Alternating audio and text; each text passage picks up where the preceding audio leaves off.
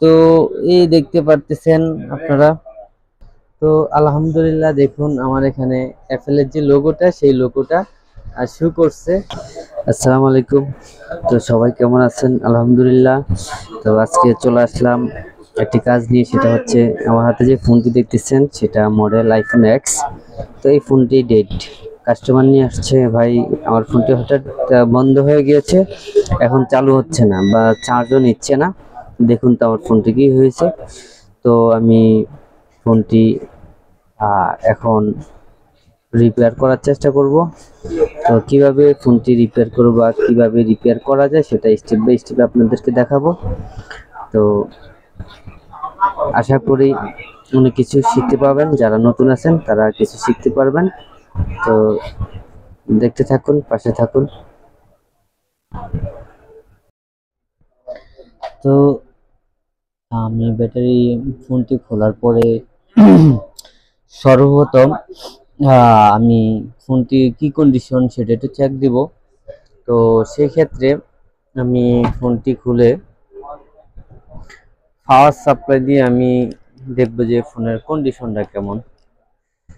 তো আমি আপনাদেরকে দেখাচ্ছি, পাওয়ার সাপ্লাই দিয়ে ফোনের কন্ডিশনটা দেখানোর চেষ্টা করতেছি।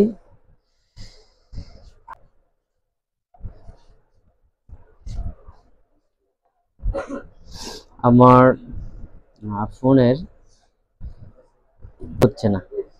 তো আমি এখানে চেক করার জন্য আমার এখানে যে নিচের অংশে আমার পজিটিভ লাইন, তো নিচের অংশে আমার এখানে ফুল শট দেখায়। হ্যাঁ, আমার এখানে পজিটিভ প্রান্তে আমি যখন শট দিচ্ছি পাওয়ার সাপ্লাইতে, তখনও আমার এটা নেগেটিভ দেখাচ্ছে, আমার ফুল শট দেখাচ্ছে। তো আমার এটা ফুল শট দেখায় যেহেতু, তাহলে আমার ফোনটির বিপিএস পাওয়ার যে লাইনটা, সেই লাইনটা শর্ট। তো এই লাইনটি আমাদের শর্ট হয়ে গেলে আমাদের পজিটিভ লাইনটা নেগেটিভ হয়ে যায়। তো নেগেটিভ হয়ে গেলে আমাদের ফোনটি চালু হবে না।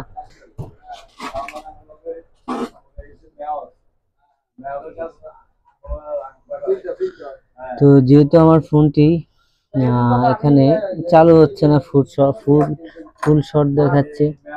তো সেক্ষেত্রে আমি এখানে স্মোক থেরাপিটা দিয়ে দিব। স্মোক থেরাপিটা দিয়ে দেওয়ার পরে যেহেতু আমার এই লাইনটা শর্ট, আমার এই লাইনটা এখানে আমার এই পজিটিভ লাইনটা স্কিম্যাটিক ডায়াগ্রামে এখানে আমার শর্ট, তার মানে আমার এখানে এই লাইনটি যেসব জায়গায় গিয়েছে ওইসব জায়গাও আমার লাইনগুলা শর্ট হয়ে আছে। তো আমার যেহেতু এইসব পার্টসে আমার লাইনটা গিয়েছে, তো আমি শুরুতেই এখানে লাইনগুলা শর্ট আছে কিনা সেটা একটু দেখব। এখানে আমার তিনটা ক্যাপাসিটার, তারপরে এখানে আমার আরো কয়েকটা পার্টস হয়ে, তারপরে আমার সেকেন্ড সেকেন্ড বোর্ডে তার নিচের অংশে লাইনগুলা গিয়েছে। তো আমার যদি এখানে যদি আমি শর্টটা ফাইন্ড আউট না করতে পারি, তো সেক্ষেত্রে আমার বোর্ডটা আলাদা করে তারপরে আমার কাজ করা লাগবে।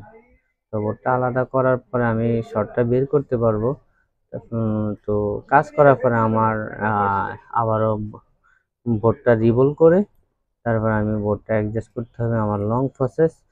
তো এখানে যেহেতু আমার কয়েকটা পার্টস, কয়েকটা ক্যাপাসিটার হয়ে তারপরে নিচের অংশে শর্টটা লাইনগুলা গিয়েছে। তো আমি দেখি যে আমার এই যে উপরের যে অংশটা, এই অংশটাতে শর্টটা পাই কিনা। যদি এই অংশটাতে শর্টটা পেয়ে যাই, তাহলে আলহামদুলিল্লাহ সহজে আমার কাজটা কমপ্লিট হয়ে যাবে। যদি এই অংশে আমি শর্টটা না পাই, সেক্ষেত্রে আমি নেক্সট স্টেপে বা আমার মাদারবোর্ডটা আলাদা করে ফারটা আলাদা করে তারপর আমি নিচের অংশে দেখব। তো আমি আগে উপরের অংশে দেখব, সেটাই আপনাদেরকে দেখানোর চেষ্টা করতেছি। সাথে থাকুন। তো এখানে আমার যে উপরের অংশে আমি শুরুতে এখানে এখানে আমি স্মোক দিয়ে নিব।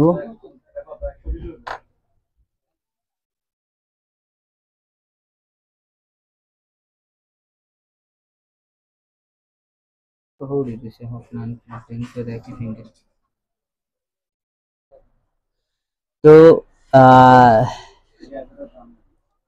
আমি ফোনে এই অংশে স্মোক দিয়ে দিলাম, ডুয়াল থেরাপি দিয়ে দিলাম। এখন আমার ব্যাটারির কানেকশনটা আমি মাদারবোর্ডে লাগাবো।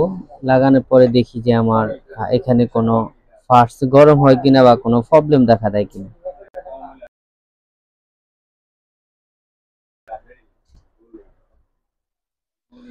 তো এই দেখতে পারতেছেন আপনারা, এখানে এই যে ফার্স্টটা, এই যে ক্যাপাসিটরটা, এই ক্যাপাসিটরটা আমার গরম হচ্ছে।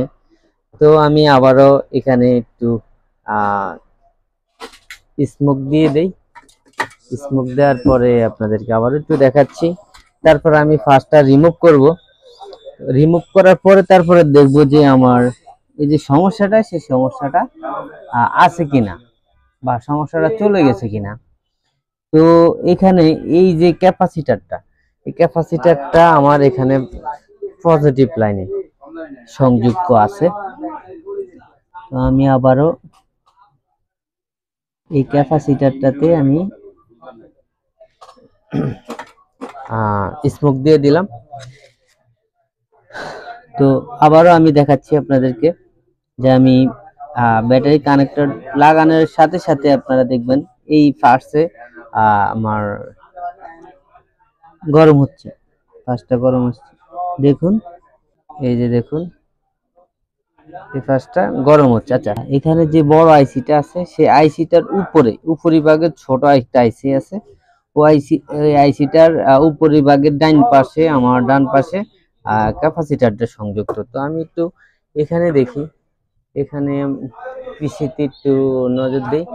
এখানে দেখুন আমার এই যে অংশে, বড় এই আইসি, আচ্ছা এখানে একটা মিস্টেক, সেটা হচ্ছে এটা কয়েল। তো ওটা আমি স্মোক দেওয়ার কারণে মানে বোঝা যাচ্ছে না যেটা কয়েল না আইসি। তো এখানে এই কয়েলের উপরিভাগের ডান পাশে এই যে ক্যাপাসিটার, এটা সিডিএ ক্যাপাসিটার আমাদের দেখাচ্ছে পেলাম, সেটা আমরা রিমুভ করব। তো এখানে আমার কয়েলের যেই উপরিভাগে ডান পাশে যেই ক্যাপাসিটারটা ছিল সেটা আমি ফাইন্ড আউট করেছি। তো এখন আমি এই ক্যাপাসিটারটা রিমুভ করব।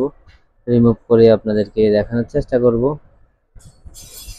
এই যে ক্যাপাসিটরটা আমার শর্ট।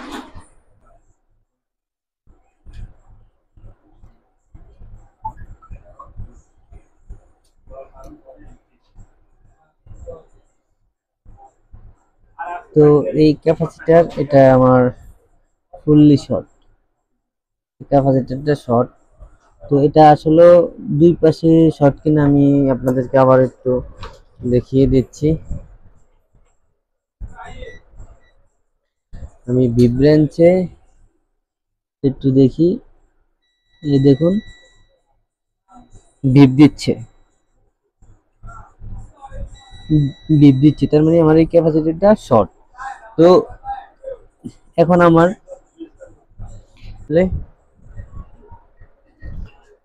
ডিসপ্লে কানেক্ট করে নেই।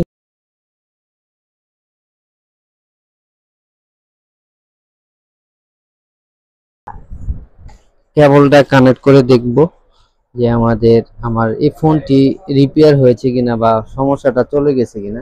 বিসমিল্লাহ।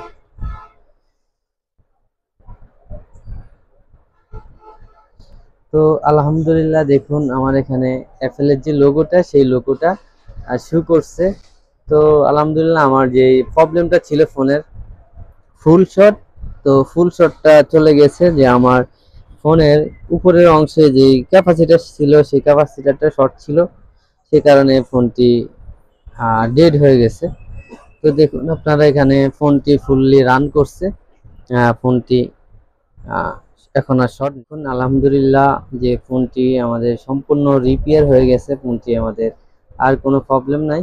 তা আমরা আজকে আপনাদেরকে দেখানোর চেষ্টা করলাম আপনারা কিভাবে একটি আইফোন ডেড প্রবলেম ফিক্সড করবেন। তো সেটা আপনি যদি আপনার ভাগ্য ভালো হয়, সেক্ষেত্রে আপনি ফোনটি প্রথম অংশে বা মাদারবোর্ডের উপরের অংশে আপনি শর্ট পেয়ে যাবেন, বা অনেক সময় নাও পেতে পারেন। সেক্ষেত্রে আপনার মাদারবোর্ডটি আলাদা করা লাগবে, আলাদা করে তারপরে আপনি কাজ করা লাগবে।